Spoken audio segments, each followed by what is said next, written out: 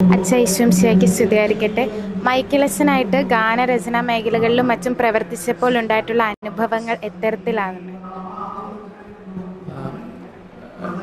പനശിക്കിളച്ചൻ എൻ്റെ ഹൃദയത്തിൽ ലൈവായിട്ട് നിൽക്കുന്നയാളാണ്.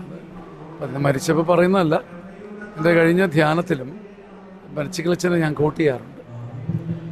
അച്ഛൻ പറഞ്ഞ ഒരു വളരെ നമ്മുടെ മനുഷ്യ മനസ്സിൽ പലതും പിന്നീടായിരിക്കുമല്ലോ വരുന്നത്. അച്ഛൻ പണ്ട് ഈ വെറുപ്പിൻ്റെ ശൃംഖലയെക്കുറിച്ച് പറയുമ്പം ഇങ്ങനെ പറഞ്ഞിട്ടുണ്ട്. ഈ ചീട്ടുകൊട്ടാരം ഉണ്ടാക്കി വെച്ചിട്ട് തട്ടുമ്പം 1 2 3 4 5 ചീട്ടുകൊട്ടാരം മൊത്തം വീഴും. അച്ഛൻ പറയുമായിരുന്നു, ഇടയ്ക്കൊന്നൊരു ചീട്ട് മാറ്റിയാൽ ആ പതനം അങ്ങ് നിൽക്കും. അപ്പം നമ്മളെ ഉപദ്രവിച്ചു, നമ്മൾ അടുത്ത തലമുറ ഉപദ്രവിച്ചു. അടുത്തിങ്ങനെ ഈ വെറുപ്പിന്റെ ശൃംഖലയിൽ നിന്ന് ആരെങ്കിലും ഒരാൾ ക്ഷമിക്കാൻ തുടങ്ങിയാൽ ആ വെറുപ്പിന്റെ ശൃംഖല അങ്ങ് തീരും. പിന്നെ അച്ഛൻ്റെ കരുണയുടെ ടോക്കാണ് ഞാൻ ഇന്നും തുടരുന്നത്. അപ്പം അതുകൊണ്ട് പനശിക്കിളച്ചൻ എൻ്റെ ഹൃദയത്തിലുണ്ട്,